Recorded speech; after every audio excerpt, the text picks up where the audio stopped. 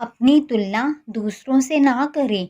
एक बार की बात है, किसी जंगल में एक कौवा रहता था। वह बहुत ही खुश था क्योंकि उसकी ज़्यादा इच्छाएं नहीं थी। वह अपनी ज़िंदगी से संतुष्ट था।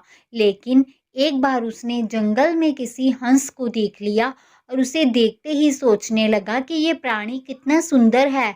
ऐसा प्राणी तो मैंने पहले कभी नहीं देखा।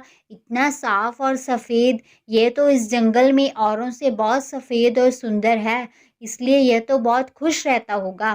कौवा हंस के पास गया और बोला, भाई तुम इतने सुंदर हो इसलिए तुम बहुत खुश होगे। इस पर हंस ने जवाब दिया, हाँ, मैं पहले बहुत खुश रहता था, जब तक मैंने तोते को नहीं देखा था। उसे देखने के बाद से लगता है कि तोता धरती का सबसे सुंदर प्राणी है। हम दोनों के शरीर का तो एक ही रंग है, लेकिन तोते के शरीर पर दो दो रंग है।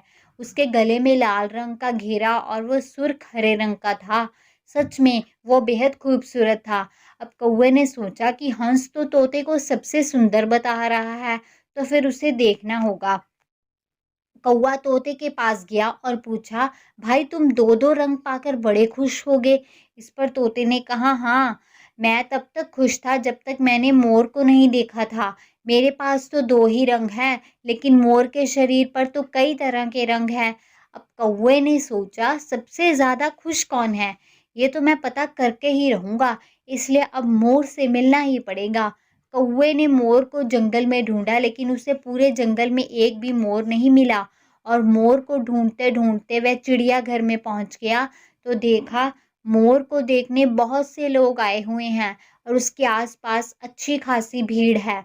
सब लोगों के जाने के बाद कौवे ने मोर से पूछा, भाई तुम दुनिया के सबसे सुंदर जीव हो और रंग बिरंगे हो, तुम्हारे साथ लोग फोटो खिंचवा रहे हैं, तुम तो बहुत अच्छा लगता होगा और तुम तो दुनिया के सबसे खुश जीव होगे। इस पर मोर ने दुखी होते हुए कहा, भाई अगर सुंदर हूं तो भी क्या फर्क पड़ता है, मुझे लोग इस चिड़ियाघर में कैद करके रखते हैं, लेकिन तुम्हें तो कोई चिड़ियाघर में कैद करके नहीं रखता और तुम जहां चाहो अपनी मर्जी से घूम फिर सकते हो। इसलिए दुनिया के सबसे संतुष्ट और खुश जीव तो तुम्हें होना चाहिए, क्योंकि तुम आज़ाद रहते हो। कौवा हैरान रह गया क्योंकि उसके जीवन की अहमियत कोई दूसरा बता गया।